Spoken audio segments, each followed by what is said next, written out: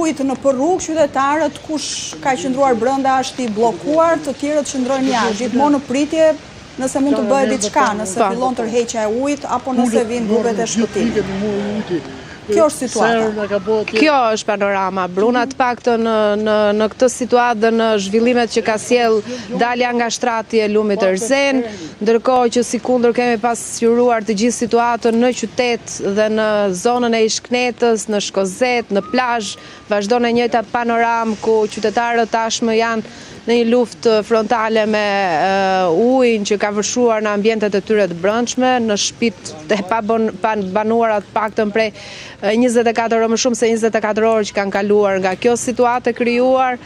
Është kjo situata për fat keq. Flasim për situatën e përgjithshme, po japim një panoramë. Grupet e shpëtimit, emergjencave, zjarfiksit apo ministrat që vinë dhe shohin, çfarë realisht, do të thënë, ku punohet? Çfarë është bërë deri më tani? Si po ndihmohet dhe ku po ndihmohet? Në fakt ditën e djeshme dhe deri duke u gdhir dita e sotme gjithë ndërhyrja shtetërore ka qenë e fokusuar në qytet dhe në gjitha zonat që ne kemi sjell në vëmendjen tuaj, ndërkohë mund ta shihni që ka mbërritje tashmë edhe të makinave të Bashkisë Durrësit, kemi parë mjetet të Ministrisë Mbrojtjes që kanë ardhur dhe shkojnë në zonën përtej.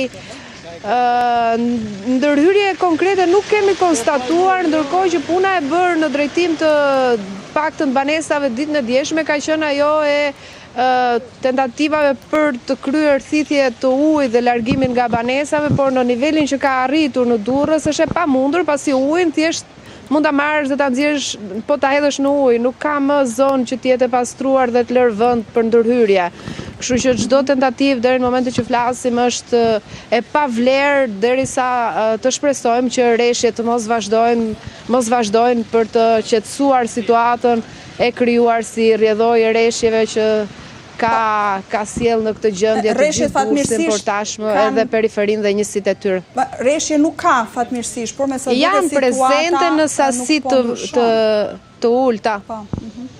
Të shpresojmë, por ditën e sotme është edhe shumë ftohtë, në fakt, ka edhe rënje të temperaturave, njerëzit që gjenden me pranitë ujit. Mos të mbajtur dhe shumë gjatë, sepse edhe në ujë, me këmbët në ujë, për sa i përket viktimës së parë, si ndodhi?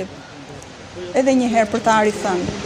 Në fakt, policia është vetëm moment që policia ka ndërhyrë dhe ka sjell një njoftim mbi situatën, pasi nuk ka qenë pothuajse prezente fare në njoftime apo në punën e bërë në terren me qytetarët.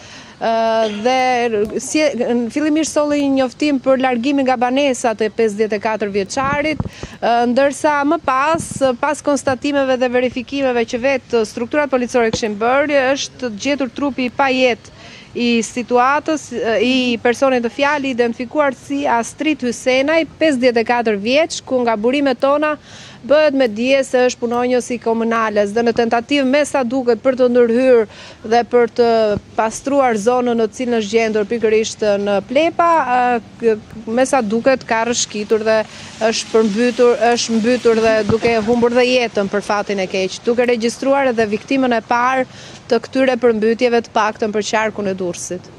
Elitona, të falenderoj shumë për këto detaj që na përcolle drejt për drejt edhe në këto kushtet vështira edhe sot. U bëhe disa ta ditë që e vazhdimisht në terrene të vështira për të komunikuar.